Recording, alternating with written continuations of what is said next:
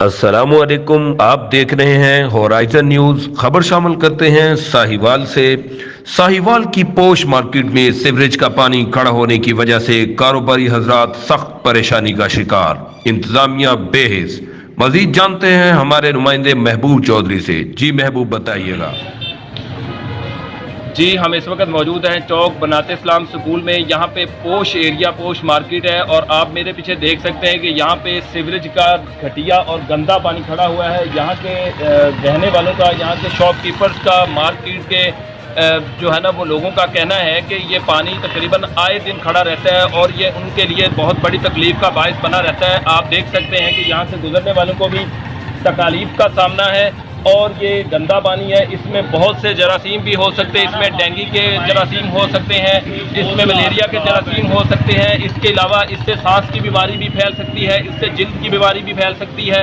یہ نہایت موذی بیماریوں کا یہاں پہ جو ہے یہ گڑھ بنا ہوا ہے۔ آئیے ہم یہاں کے کچھ دکانداروں سے بات کرتے ہیں، ان سے پوچھتے ہیں کہ اس پانی کے کھڑا ہونے سے ان کو کن قسم کی تکالیف کا سامنا ہے۔ سر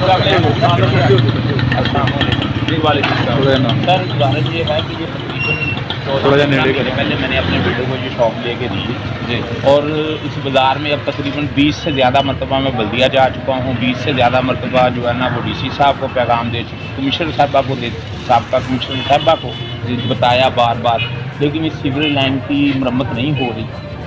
یہ چند مہینے پہلے انہوں نے ایک گھر کا سیوریج ڈالا ہے، جس کی وجہ سے یہ ساری پریشانی بن گئی ہے، اور سرکاری ٹھیکیدار شیخ مجید صاحب نے یہ پائپ لائن ڈلوائی تھی۔ میں نے بار بار ریکویسٹ کی، لیکن یہ نہیں کر رہے، اور میں vice president P T I Muhammad Nazeem Qadri احتجاج کرتا ہوں کہ ٹی ایم اے سے اور چیف سے اور جناب کمشنر صاحب سے، ڈی سی صاحب سے، کہ یہ اس کا حل نکال لیں۔ یہ مین مارکیٹ ہے اور یہاں سے مین شہر کی انٹری ہے۔ حافظ اختر روڈ، چوک بنات اسلام سکول، بیرون سوڑی گلی کا یہ ایریا ہے اور مرکزی مارکیٹ ہے، اور ہماری ان دوستوں سے اور اپنے بازار والوں کی تکلیف کو مد نظر رکھتے ہوئے بار بار ابھی بھی میں بلدیہ سے آ رہا ہوں، لیکن وہاں مجھے کوئی بندہ نہیں ملا کہ جو اس کو آگے نکال دے۔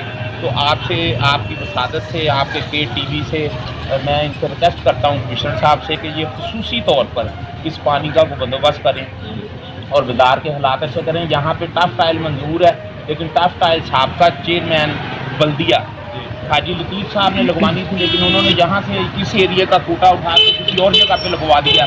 تو وہ بھی میری ریکویسٹ ہے کہ اس ایریے کا فنڈ دیا جائے تاکہ اس سڑک کو مرمت کیا جائے اور سیوریج کی لائن ٹھیک کی جائے۔ تو بہت بہت شکریہ